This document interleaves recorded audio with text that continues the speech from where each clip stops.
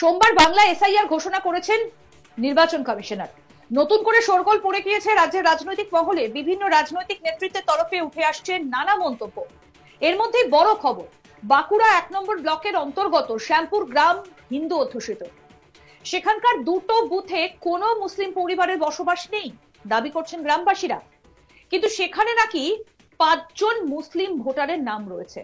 আর এর থেকে প্রশ্ন উঠতে শুরু করেছে, কিভাবে ওই 5 জন মুসলিম ভোটার এলেন, কিভাবে তাদের নাম এলো। আর এই বিষয়টা চাউর হতেই ময়দানে নেমে পড়েছেন বিজেপি নেতা তথা প্রাক্তন কেন্দ্রীয় মন্ত্রী সুভাষ সরকার। যখন গ্রামে এসআইআর এর প্রক্রিয়া চলবে তখন যাতে ওই নামগুলো বাদ যায় সেই বিষয়টা খেয়াল রাখার জন্য শ্যামপুর গ্রামের মানুষের কাছে আবেদন জানিয়েছেন তিনি। শ্যামপুর গ্রামের বাসিন্দাদের দাবি, তাদের গ্রামে কোনো মুসলিম পরিবারের বাস নেই, তাদের পুরো গ্রামটাই হিন্দু অধ্যুষিত, তাই ওই নামগুলো বাদ যাক, সেটাই তাদের দাবি। কি বলছেন না গ্রামবাসী কানাই বাগ, শুনবো। আপনাদের হিন্দু গ্রাম সংখ্যালঘু ভোটার, এটা কি এখানকার বাসিন্দা? না, এখানে এই যে লিস্টে যে নামগুলো বললো ওগুলো এখানকার একটাও না। কি চাইবেন আপনারা? ওটা আউট করে দেন, ওই যে লিস্টের নাম ওটা যতগুলো আছে ওগুলো বাদ দিয়ে দেন। আমরা চাইবো ওটা বাদ দিয়ে দেন। রাত বলে তো এসআইআর লাগু হবে, ওটা বাদ দিয়ে দেন। ওটা আপনারা চেষ্টা করুন যে সে বাদ পড়ে সামনের লিস্টে যেমন না আর আমাদের নামটা আছে। তার মানে ওরা তো ওই নামের ভোটাররা তো সংখ্যালঘু যারা রয়েছে সেই ভোটাররা বরাবরই আপনাদের গ্রামে ছিল। আমাদের তো নয়, আমাদের হিন্দু গ্রামই তো, দুটো গ্রামে বুথ। আগে ছিল আমাদের এটা 3-4টে গ্রাম নিয়ে একটা, সেটা ভাগ হয়ে খাপ একটা ভাগ হয়ে গেল, ধোবার গ্রাম একটা ভাগ হয়ে গেল, আমাদের শ্যামপুর ভাগ গেল ব্যাস। আর আমাদের কোনো অন্য গ্রামের কোনো ইয়ে নেই। এই গ্রামে ওই নামে কেউ নেই না। আরেক গ্রামবাসী তারিণী মণ্ডল কি বলছেন শুনবো।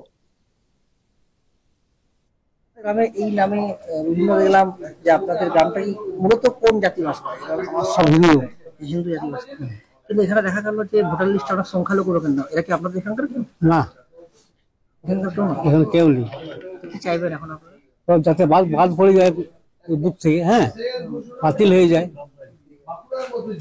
রাত বলেই তো রাজ্যে এসআইআর লাগু হবে যেটা শোনা যাচ্ছে। আপনারা কি চাইবেন? এই যে নামগুলো যারা আপনাদের গ্রামের নয় তাদের নাম কি চাইবেন? তাদের যাতে বাদ পড়ে যায় তাদের বাতিল করা হোক এই গ্রাম থেকে। এই প্রথম জানলেন? এই জানলাম প্রথম, আগে জানতেন না। কিন্তু আপনাদের গ্রামের নামই রয়েছে, আপনাদের বুথেই রয়েছে। সেটা লিস্ট দেখিনি আমরা, জানি বলে এবারই হয়েছে। এবারে হয়েছে? হ্যাঁ, আমরা দেখছি এবারে হয়েছে। কি চাইছেন যে ওর বাদ? হ্যাঁ, নিশ্চয়ই।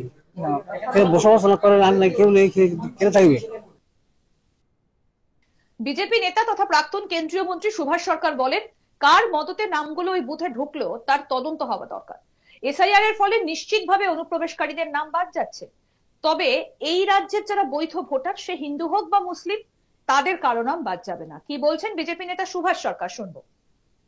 মানুষ কত সচেতন দেখুন। এসআইআর প্রথম দিনে নিজেরাই ভোটার লিস্ট দেখে আমাকে খবর দিয়েছে। তো বাঁকুড়ার মতো জেলায় বাঁকুড়া বিধানসভার 285 নম্বর বুথ হচ্ছে শ্যামপুর গ্রাম, আর সেখানেই 5-5টে নাম পাওয়া গেল, যে নামগুলোর নাম শুনলেই আপনি বুঝতে পারবেন কিরকম ভাবে ইচ্ছাকৃত সব ঢোকানো হয়েছে। সুরেয়া বানু খাতুন, বাবার নাম পিকলু মল্লিক, এই নামে এই ধর্মের কেউ এই গ্রামে নেই। রিপন মল্লিক, পিতা নিরাদুল মল্লিক, কেউ নেই। মুস্তরা খাতুন, পিতা মেহমুদ মিদ্দা, কেউ নেই। আকলিন মুস্তাক মিদ্দা, পিতা ফিরোজ মিদ্দা, এই নামের কেউ নেই। সোনালী বৈদ্যও নেই। তো এই নামগুলো কার রেকমেন্ডেশনে ঢোকানো হয়েছিল এটার তদন্ত হওয়া উচিত। তার কারণ এর সঙ্গে শ্যামপুর গ্রামের সুরক্ষা, বাঁকুড়ার সুরক্ষা, পশ্চিমবঙ্গের সুরক্ষা, ভারতবর্ষের সুরক্ষা জড়িত। কাজী মাননীয় মুখ্যমন্ত্রী, আপনি যতই চিৎকার চেঁচামেচি করুন, সারা পশ্চিমবঙ্গে এই রকম ভাবে অনুপ্রবেশকারীদের নাম কে ঢুকিয়ে রেখেছে? আপনি কি তাদের মদত করছেন, তাদের সহযোগিতা করতে চান, আর তাদেরকে রাখার জন্য বলছেন ঘেরাও হবে, ঘেরাও হবে? ওসব হবে না। তার কারণ সাধারণ মানুষ তাদেরকে ধরিয়ে দেবে। কাজে এইভাবে সমস্ত অনুপ্রবেশকারীরা বাদ যাবে পশ্চিমবঙ্গের ভোটার তালিকা থেকে, নিশ্চিত। আর কোনো বৈধ ভোটার, সে হিন্দু হোক বা মুসলমান হোক, একটিও বাদ যাবে না। নির্বাচন কমিশন কাউকে বাদ দেবে না। আর আমরা দায়িত্ব নিয়ে বলছি, যদি সেরকম একজনও বাদ যায়, তাকে ভোটার তালিকায় আবার পুনরায় তার নাম লেখানোর দায়িত্ব আমরা নেব। এই নামগুলো সিরিয়াল নাম্বার ধরে যিনি বিএলও আসবেন, বুথ লেভেল অফিসার আসবেন, তাকে জানানো। এছাড়াও সংগঠিত উপায়ে একেবারে সিরিয়াল নাম্বার ধরে লিখিতভাবে নির্বাচন কমিশনকে, মানে ইয়ারোর মাধ্যমে সেই অভিযোগ জানানো হবে। আর এছাড়াও আমরা সংগঠিত উপায়ে একেবারে সারা পশ্চিমবঙ্গের তালিকাও আবার সব পাঠাবো, যেটা একটি অ্যাপের মাধ্যমে আমরা ঠিক গ্রহণ করে নেব। এদিকে বিষয়টা নিয়ে তৃণমূল নেতা তথা বাঁকুড়া 1 নম্বর পঞ্চায়েত সমিতির সহসভাপতি অংশুমান ব্যানার্জিকে প্রশ্ন করা হলে তার সাফাই, ভুল করে হয়তো হয়েছে। যদি সত্যি তারা ওই বুথের ভোটার না হন, সরকারি নিয়ম মাফিক তাদের নাম বাদ যাবে। কি বলছেন তৃণমূল নেতা অংশুমান ব্যানার্জি, শুনবো। দেখুন, 285 নম্বর যে শ্যামপুর প্রাথমিক বিদ্যালয় বুথ আছে, আমিও খোঁজখবর নিয়ে দেখলাম যে হয়তো 286-তে আবেদন করতে গিয়ে হয়তো ভুলবশত কোনো কারণে হয়তো 285-তে নামগুলো এন্ট্রি হয়ে গেছে। তো যাই হোক, এটা আরো আমরা বিশদে খোঁজখবর নিচ্ছি। এটা কিভাবে হয়? উল্লেখ্য, ইতিমধ্যে বিধানসভা ভোটের আগে বুথের নতুন খসড়া তালিকা প্রকাশ করেছে কমিশন। আগে যেখানে বুথ ছিল 80,681, সেখানে এবারের সংখ্যাটা বেড়ে দাঁড়াচ্ছে 94,497, অর্থাৎ মোট 13,816টা বুথ বৃদ্ধি পাচ্ছে। সেক্ষেত্রে অনেকেই প্রশ্ন তুলছেন, দুটো বুথে যদি 5 জন ভুয়ো ভোটার থাকে, তাহলে সেই গড় অনুযায়ী রাজ্যে কি কমপক্ষে 2,36,000-এর কিছু বেশি ভুয়ো ভোটার রয়েছে? যদিও এই সংখ্যাটা নিতান্তই জল্পনা।